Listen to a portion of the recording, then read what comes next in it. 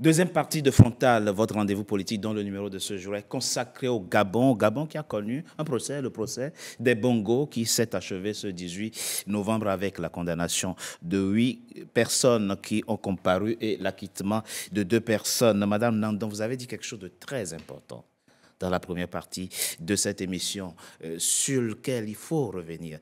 C'est notamment la question de la responsabilité collective. Exactement. De la classe politique gabonaise par rapport à ce qui s'est passé. Je me souviens très bien. Ali Bongo a eu un AVC en novembre 2018. J'avais à l'époque, vous étiez même parmi mes invités, fait plusieurs émissions politiques sur cette actualité-là. Il y avait des opposants gabonais qui venaient réclamer la démission d'Ali Bongo dans mon émission. Certains sont aujourd'hui membres du gouvernement actuel. Il y a une grande chaîne de responsabilité. Il se trouve à l'époque, Madame Nandon, que Pierre Claver Moussavou Maganga, respectable homme politique gabonais, et Marie-Madeleine Momoransou, qui était la présidente du Conseil constitutionnel, de la Cour constitutionnelle gabonaise, nous ont expliqué que Ali Bongo possédait la totalité de ses facultés, qu'il n'y avait aucune espèce de vacance de pouvoir et qu'il fallait laisser le président continuer à gouverner. Eh bien, nous y voilà. Nous y voilà effectivement, parce que lorsque j'entends le réquisitoire du procureur général, il parle d'usurpation de titres, sous prétexte que le président ne pouvait plus gouverner. Non, à aucun moment, officiellement, il nous a été dit qu'Ali Bongo était en incapacité, bien au contraire. Toute la classe politique nous a fait croire pendant longtemps qu'Ali Bongo avait tout son bon sens. Donc je ne peux pas comprendre aujourd'hui qu'on ne puisse pas remonter jusqu'à cela pour juste rester en surface. Je dis non, c'est pour ça que je suis d'accord avec vous, monsieur Zamba, que c'est un procès qui est politique. Oui, mais pourquoi interprétons le fait d'avoir délimité par rapport à la temporalité? Le procès a porté sur des infractions qui ont été commises entre 2000. Pourquoi? Parce qu'avant, ça se passait autrement? Non, mais parce que les comptes, il faut les régler avec Ali et sa dynastie. Parce que ce qu'il faut savoir, c'est que le président Oligui Nguema veut se préserver l'avenir. En fait. Oui. Voilà, c'est-à-dire qu'il s'agit, à la vérité, de s'attaquer à toute velléité de vengeance ou de retour au pouvoir de la dynastie Bongo, à travers Noureddine Bongo, en fait. Parce que quand vous regardez la vidéo où il est en train de s'exprimer en face de Noureddine et de sa mère, il dit qu'il faut éviter les vengeances. On n'est pas là pour les vengeances. Et il précise même dans la vidéo en caméra cachée où il y a le protocole qui est négocié, il est dit que quand ils sortent du territoire, il ne faut pas qu'ils intentent des actions contre l'État gabonais. C'est ce qu'on leur reproche. C'est ce qu'on leur interdit. Pourquoi? Parce que Oligui Nguema veut simplement préserver et prémunir son régime. Voilà. Ce n'est pas pour dire que le procès, il ne fallait pas le faire. Hein. Oui. Voilà. Mais ce que je veux dire, c'est que c'est un procès politique. Et qui a des avantages, je dirais, des avantages collatéraux pour le peuple gabonais. Donc, l'avantage que le peuple gabonais en tire, c'est un avantage collatéral. Mais le but principal et symbolique. Et de manœuvre, c'est un but de manœuvre politique du président Oligui Nguema pour prémunir son régime des velléités de retour au pouvoir de la dynastie Bongo. Voilà. Karine Orio, oui. Moi, je pense que j'ai une autre lecture. J'ai une autre lecture parce que je pense que ce procès, même si effectivement il peut paraître aujourd'hui insuffisant, c'est-à-dire alors qu'on n'est pas jugé, en tout cas le vrai coupable, je pense que c'est important pour la société gabonaise. Bien sûr. Et que il a été question de dialogue national, de réconciliation, mais encore une fois, comme je l'ai dit dans mon propos, je pense qu'on règle aussi la dynastie, les années, en tout cas, passées sous les Bongo. Et que c'est une page, un début de justice qui était demandé par la société gabonaise, par les citoyens gabonais. C'est un début, maintenant, avec toutes ces imperfections, et que, encore une fois, ça ne concerne pas que les Gabonais, mais je pense que ça concerne toute l'Afrique. Absolument. Sur la gestion des deniers publics, sur le fait, effectivement, que ce soit la famille, et comme vous l'avez souligné, c'est-à-dire qu'on se retrouve dans une situation où on a une personnalité qui est en incapacité, les institutions aussi sont complices. Oui. Et je pense que ce qui manque aussi dans ce procès, c'est que cette même justice aussi a failli à son devoir. Exactement. Qu'est-ce qu'elle aurait pu faire? Mais justement, c'est le président qui nomme les magistrats. Hein. Mais oui, mais justement, c'est que c'est tout un système. On a des institutions qui ne sont pas assez fortes parce qu'on est obligé d'attendre de passer par tout ceci pour pouvoir avoir un début de procès. C'est totalement vrai. Un début de réflexion. Tout le monde est coupable dans cette histoire finalement. Mais avant de revenir à vous, Monsieur Maïga, en réalité, et c'est là où le coup, je ne vais pas l'appeler coup d'État, c'est là où ce qu'on appelle le coup de libération prend tout son sens en août 2023. Ça veut dire quoi? Si ce coup-là n'était pas intervenu, ce système aurait continué jusqu'à aujourd'hui. Oui, mais on dirait que c'est, selon vous, il est arrivé par hasard, ce qui n'est pas vrai. Quoi ça? Le coup de libération. Le coup de... Moi, je crois que ça a été bien, j'allais dire à un moment donné, bien pensé par celui dont je parlais tout à l'heure, suivez mon regard. Et j'aurais voulu dire tout simplement à Mme Oriot que, quoi qu'il en soit, la génération spontanée, comme je l'ai rappelé ici, n'existe pas. Depuis Pascal, c'est fini. Tout ce qui se passe, c'est ourdi, c'est pensé, c'est bien réfléchi. Alors, j'ai compris votre façon de raisonner, je trouve que c'est bien, mais vous n'allez pas jusqu'au bout de votre raisonnement, parce que selon moi, c'est vrai que ça paraît être une rengaine, mais je suis convaincu que c'est au-delà d'une rengaine. Quand vous êtes par exemple, quand vous analysez le système financier ou fiduciaire africain, vous ne pouvez pas l'analyser en mettant à l'écart les pères de ce système. C'est terrible. C'est comme si vous avez un enfant mineur qui est responsable. Clarifiez-nous. Monsieur Maïga, oui. Clarifiez-nous. Puisque vous tenez absolument à faire un lien entre ce qui s'est passé et la France-Afrique. Quelle est la responsabilité de la France dans ce dont on est en train de parler ici? Allez-y de façon plus concrète et précise. La responsabilité de la France-Afrique, c'est que c'est elle qui a initié ce système. Et notre responsabilité, c'est que nous avons suivi. Et nous ne sommes plus des enfants. Nous sommes coupables, mais nous ne sommes pas les seuls coupables. C'est ce que je veux dire ici. Nous sommes coupables vraiment, et je le reconnais. Et je ne suis pas en train de dire que c'est les Français qui ont fait ceci ou qui ont fait cela. Mais ces derniers temps, vous avez vu, que ce soit Robert Bourgi et tout, vous avez entendu les micmacs de billets qui circulaient, les valises de billets qui circulaient, et Chirac qui disait même devant la télé, si jamais il y a un problème, souvenez-vous de l'argent des Africains qui a été arraché, volé et tout, machin. Donc, je crois que, quelque part, si nous ne prenons pas en compte réellement les vrais problèmes, les vraies causes, nous allons nous tromper sur les effets. Vous comprenez? Et pour couper court à ce système, je pense que c'était bien qu'il y ait ce procès. Oui, mais il faut que, effectivement, tout le monde, et là, je rejoins Mme Oriot, même le système judiciaire aussi est malade. Donc, tout est malade. Et puis, la maladie ne s'arrête pas seulement à ces systèmes que nous avons ramenés en Afrique. Je crois que le vrai problème, c'est que nous sommes aujourd'hui englués dans quelque chose qui est juste inimaginable.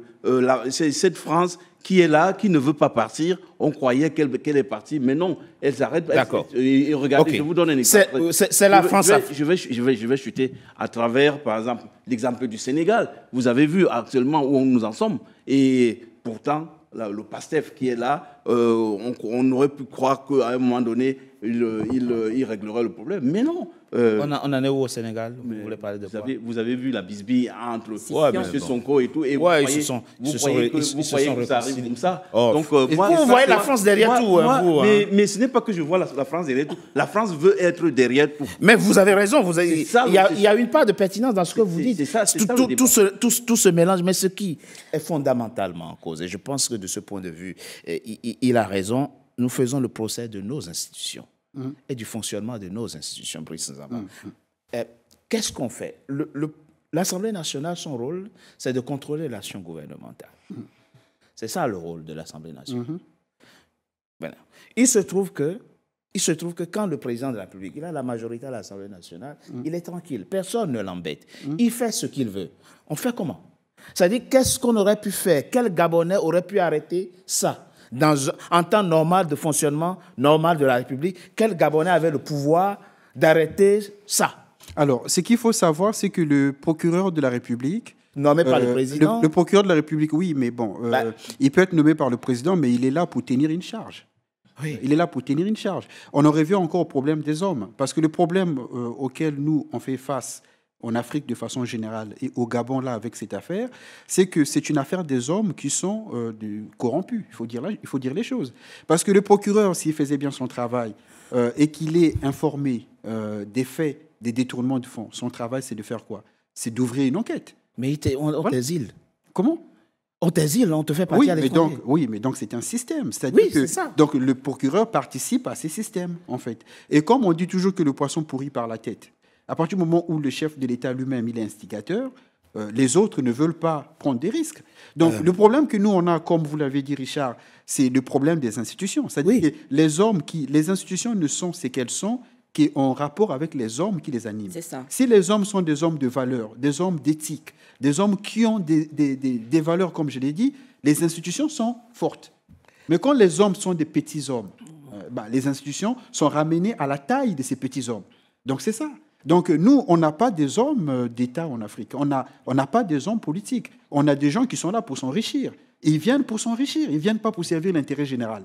Donc c'est ça. C'est-à-dire que quand vous êtes nommé à un poste à votre village, il y a une fête dans votre village, votre famille fête. Pourquoi ? Parce qu'ils vont se dire qu'ils vont s'enrichir à travers vous. Parce que quand on vous nomme à un poste, à la vérité, vous devez trembler devant la responsabilité. La vérité, c'est ça. Quand on vous nomme à un poste et que vous êtes quelqu'un de consciencieux, vous devez trembler par rapport à la responsabilité. Mais non, nous, on fait des fêtes. Voilà. C'est-à-dire que parce qu'on associe la charge qu'on nous donne à de l'argent. Exactement. Donc, on a un problème d'homme. Si je peux faire un parallélisme avec la Bible, puisque je suis pasteur, justement. Lorsque le roi Salomon, on lui a confié de gérer le peuple, qu'est-ce qu'il a demandé à Dieu? La sagesse. C'est ça. Il n'a pas fait de fête. Et malheureusement pour nous, lorsqu'on voit nos gouvernants, lorsqu'ils sont nommés, c'est la fête, c'est le champagne, c'est la famille qui se réjouit, c'est ahurissant. Et justement, parce que quand on regarde ce procès, on se pose la question de savoir jusqu'où est-ce que ces juges auront le courage d'aller? Il faut leur poser la question. Parce qu'on a délibéré aujourd'hui pour les 10 personnes, avec 2 acquittés et 8 condamnés. Mais la réalité, c'est que d'autres noms ont été cités. Bien sûr. D'autres acteurs ont été cités. Bien Il y a sûr. toute une chaîne de responsabilité qui a été citée et ces personnes n'ont jamais été entendues. Et on ne sait même pas ce qui va se faire. Donc, c'est bien beau d'initier Mais le procureur a précisé que ces personnes qu'il a citées vont tous comparer. C'était quand même l'opportunité. Ils vont comparer dans quel cadre? Ils devaient comparer dans le cadre de ce procès pour éclaircir. Parce qu'on ne peut pas comprendre qu'un président de la République, assis dans son salon avec 2 de ses collaborateurs, je ne sais pas qui, 2 de ses amis, décide que toi tu prends 2 milliards, toi tu prends 2 milliards. Franchement. Mais qui décaisse ces 2 milliards? Qui décaisse ces 2 milliards? Ah, Parce qu'on le veuille ou pas, il y a des signatures. Quelles sont ces personnes qui ont signé? Ces personnes devaient être là, elles devaient venir témoigner pour éclairer le public. Mais madame, donc, oui, s'il vous plaît. On parle parce que c'est vraiment quelque chose qui me tient. Bien sûr. On parle de biens qui ont été réquisitionnés. Mais attendez, quand on écoute la liste de tous les biens qui ont été réquisitionnés, où sont ces biens aujourd'hui? Est-ce qu'on est capable de dire, on parle des institutions, c'est une bonne chose, mais en réalité, comment est-ce qu'on sort de là? On sort de là en accentuant la transparence. Aujourd'hui, le public, on a fini un procès, on ne sait pas où sont ces biens. Est-ce que ces biens ont été, parce que ces biens, s'ils ont été pris en 2000... Ceux qui sont au Gabon, on sait où ils sont. Justement, mais... Les cités, les villas... Mais, oui, mais d'accord, mais est-ce que c'est encore sous ces caisses? Est-ce que ces choses ont été... c'est confisqué. Est-ce que c'est... Oui, mais c'est confisqué. C'est confisqué par qui? Par qui? Le nombre de... Qu'est-ce qui... Parce que lorsqu'on écoute les vidéos, les Bongo Valentin disent qu'on leur a tout pris. On leur a pris combien? On leur a... C'est où? Mais c'est ça la transparence. Il faut que si on fait un procès public, il faut que toutes ces choses soient dites. Ça veut donc dire que tous les acteurs concernés, c'est-à-dire les directeurs généraux de banque, les ordonnateurs d'ordre du budget, des comptes publics, ainsi de suite, toutes ces personnes auraient dû être entendues. Où sont-elles? C'est pour cela que moi je dis que c'est pas un procès qui est là pour rendre justice, parce qu'on ne peut pas avoir une justice à 2 vitesses. Si on veut rendre justice, il faut que tout soit dit, il faut que tout soit clarifié. Mais nous sommes... Je préciserai quand même quelque chose, Peggy. Oui, Salomon a demandé la sagesse. Mais Dieu ne lui a pas donné que sa sagesse, il lui a donné la richesse. Mais c'est pas lui qui l'a donné, c'est pas lui qui l'a Oui, donné. mais ça c'est pas... Non, mais je vous préciserai... Il y avait quand même un volet... Non, mais je vous préciserai que la richesse vient toujours avec la sagesse. Absolument. Parce que la sagesse crée l'argent. Absolument. En tous les cas, c'est votre façon de voir les choses. Oui. Mais je dirais que... Parce qu'il faut le préciser. Et je pense que s'ils en sont à parler, à gérer de l'argent aujourd'hui de cette manière, C'est tout simplement parce que nous vivons dans... C'est pour ça que je veux que nous allions vraiment au fond du débat. Nous sommes dans la pauvreté et nous découvrons de l'argent. Et qu'on veut en faire quelque chose de... Si, ça, comme vous le disiez tout à l'heure, et vous avez raison de le dire. Mais moi, je crois que quand quelqu'un va en politique, c'est vrai, c'est pour se servir au lieu de servir. Non, c'est pas pour se servir. Normalement, non. Au lieu de servir. Oui, servir au lieu de se servir. Oui. Ah oui, malheureusement, oui. Pas tous, pas tout le monde. Il y en a qui sont... Peut-être Nelson Mandela, mais encore qu'au moment où il y avait mais bon, ça c'est un autre débat. Mais quoi qu'il en soit, la réalité c'est que nous avons envie de l'argent. On réfléchit, on respire. L'un des prévenus l'a dit justement que qui aurait pu refuser.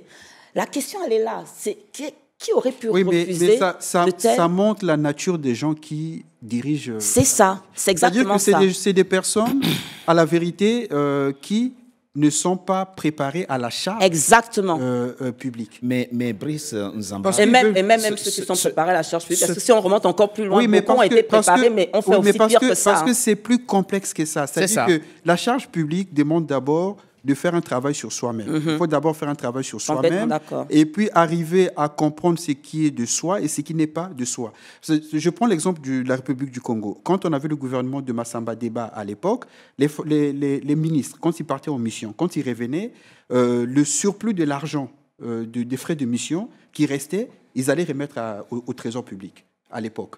Mais aujourd'hui, ce n'est plus le cas. Mais M. Zamba, justement, lorsque vous écoutez l'un des prévenus, qu'est-ce qu'il dit? Il a trouvé le système ainsi. Oui, c'est ça. Donc la question est, comment est-ce qu'on règle ça? C'est ça. Ce sont les règles, madame. Mais est-ce qu'aujourd'hui, ces règles ont changé? Est-ce que ces règles ont changé? En fait, les règles existent, mais il faut les faire respecter. Parce que le problème que nous, on a, c'est l'impunité. Parce que si, à partir du moment où, c'est là où je disais que ce procès a un avantage collatéral, parce que ça peut aider à mettre dans l'esprit des gens qu'on peut être puni. Voilà. C'est ça l'avantage. Et c'est la crainte de la punition qui fait qu'on se comporte correctement. Exactement. C'est ça. Parce que quand vous êtes dans un espace où vous n'avez pas... Parce que l'être humain, comme disait Montesquieu, le pouvoir, c'est une vérité absolue que le pouvoir corrompt. Absolument. Voilà. C'est-à-dire que s'il n'y a pas de limites, mais l'esprit humain, il est en expansion. C'est-à-dire que pourquoi je m'arrêterai quand il n'y a pas de limite? Voilà, c'est ça. Karine Orio, pour revenir au côté institutionnel de la problématique, Peggy Nadège Simanandon l'a dit tout à l'heure, qui sont ceux qui ont fait les décaissements. Quand je suis dans un rapport hiérarchique subalterne par rapport à celui qui m'ordonne de faire un décaissement, qu'est-ce que je fais? Je suis trésorier PR. Le président de la République, mon ministre de tutelle me dit, mais tu me... Je sais quoi? Évidemment, je pense qu'on est tous d'accord sur un fait, c'est que c'est tout le système qu'il faut condamner, parce que effectivement, pour réussir à sortir autant d'argent, c'est toute une chaîne. C'est-à-dire que de celui qui signe, etc.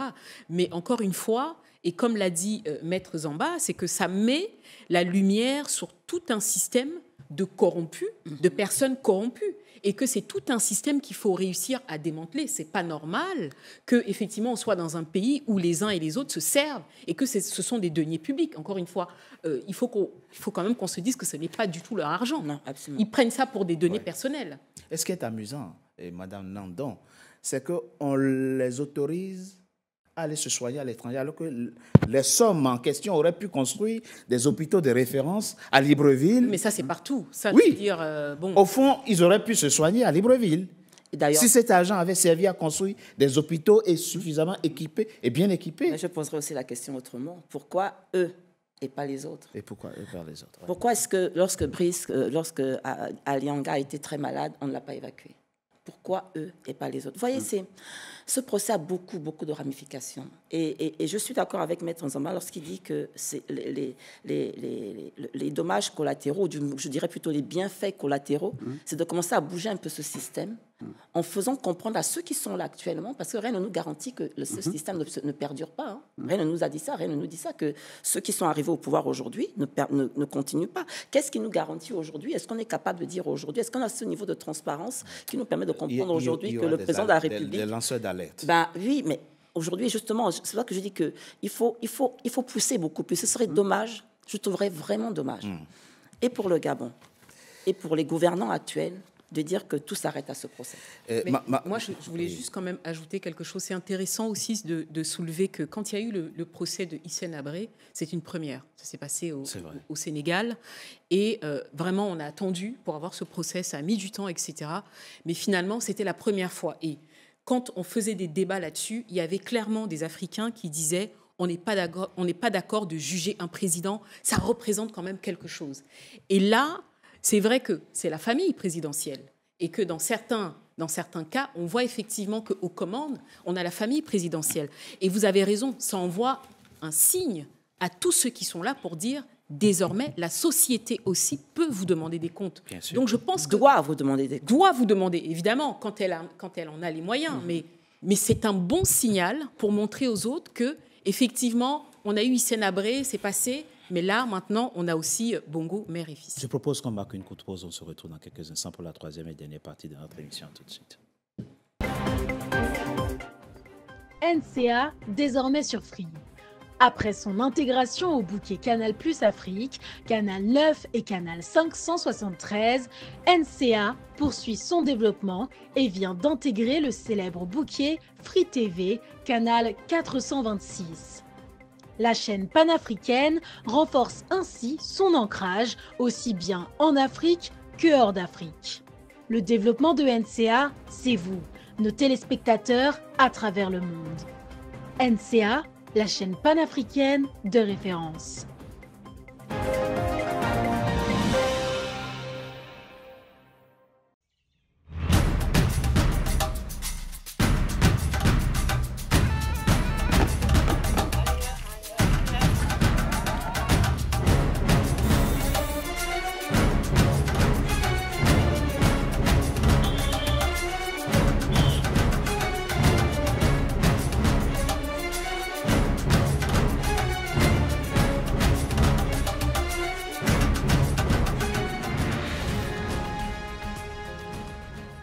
NCA, la nouvelle chaîne africaine.